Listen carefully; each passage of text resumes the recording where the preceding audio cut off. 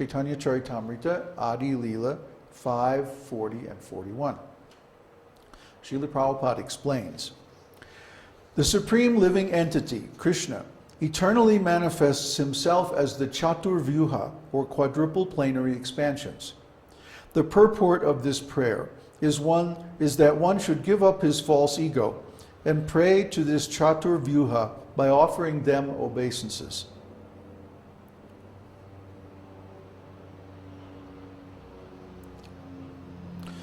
Although the Absolute Truth is one without a second, the Absolute Truth displays his unlimited pastimes and potencies by expanding himself in innumerable planary forms, of which the Chaturvyuha is the principal expansion.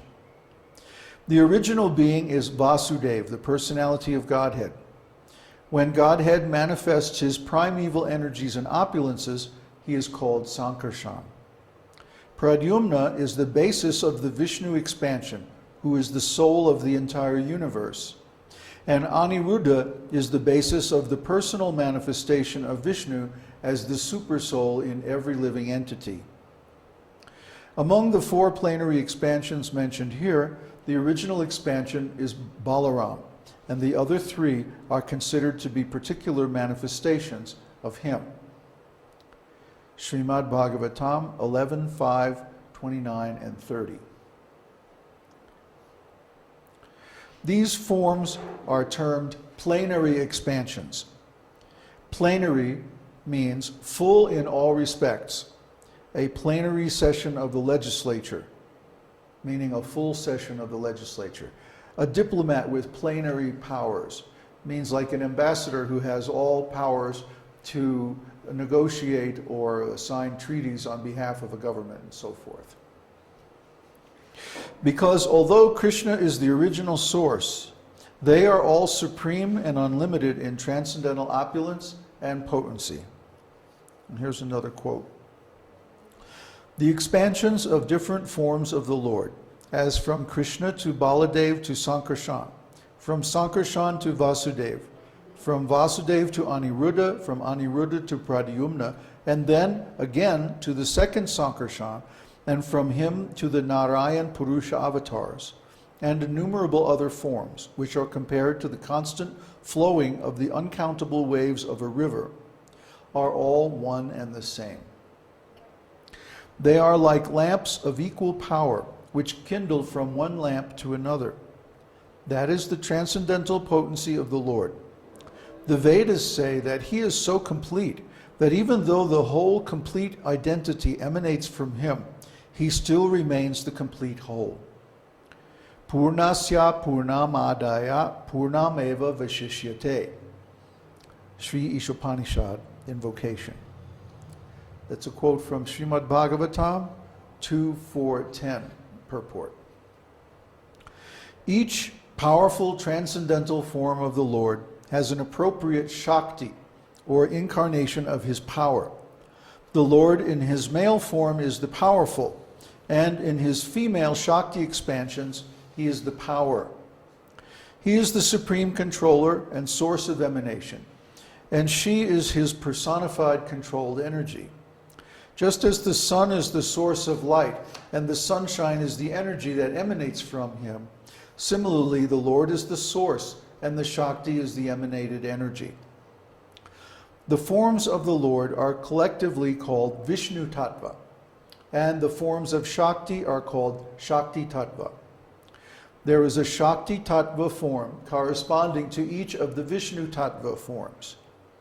Radha, the eternal consort of Krishna, is the original Shakti from whom all others expand. Similarly, Baladev's eternal consort is Revati, the daughter of King Raivata. The consorts of the four-armed Vishnu forms are collectively known as Lakshmi, wealth, power, or other opulences. Yet, each one is an individual whose qualities perfectly match those of her divine consort. The transcendental forms of the Lord appearing in the spiritual Vaikuntha planets are called imperceptible or unmanifest because they cannot be seen by ordinary people with material senses. The forms of Narayan and the second quadruple expansion, are called perceptible or manifest, because although they are fully transcendental, they are involved with the manifested material creation and often appear as incarnations within the material universes. Thus, the unmanifest energy of the Lord is displayed in two aspects, as the Lord himself and as Shakti, his eternal consort or energies. The two kinds of energy are internal and external, or spiritual and material. Mahalakshmi, the consort of Narayan, expands herself as his internal spiritual energy, the living entities. The external material energy emanating from Narayan is manifested in three aspects, as the modes of goodness, passion, and ignorance. Sri Shakti, or Mother Lakshmi, the consort of Lord Vishnu, manifests the Sattva Guna, or mode of goodness. Bhu Shakti, or Mother Earth, the consort of Lord Brahma, personifies Rajoguna, the mode of passion. And Nila Shakti, or Durga, the consort of Lord Shiva, manifests the Tamoguna, or mode of ignorance. Mahalakshmir Deveshasya Bhina Bhina Rupa Chaitana Chaitanatmika Sadevi Trividha Bhavati Shaktyatmana Icha Shakti Kriya Shakti Sakchat Shakti Riti Icha Shakti Trividha Bhavati Shri Bhumi Nilatmika. Mahalakshmi, the supreme energy of the Lord, is experienced in different ways.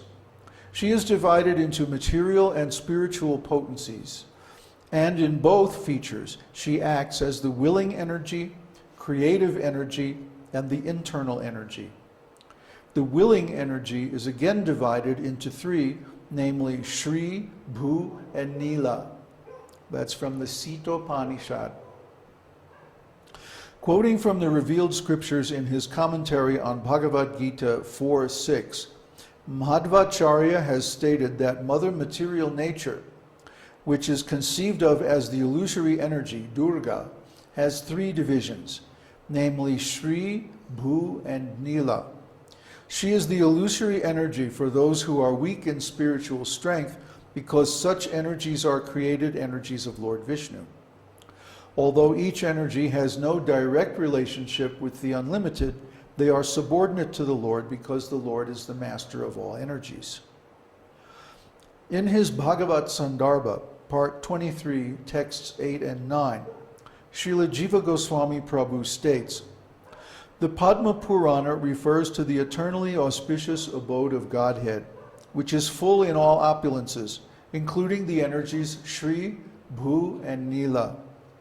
The Mahasanghita, which discusses the transcendental name and form of Godhead, also mentions Durga as the potency of the supersoul in relationship with the materially conditioned living entities.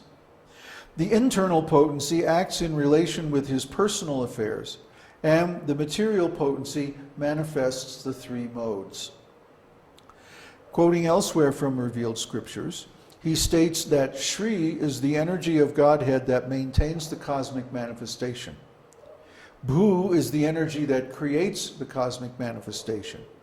And Nila, Durga, is the energy that destroys the creation.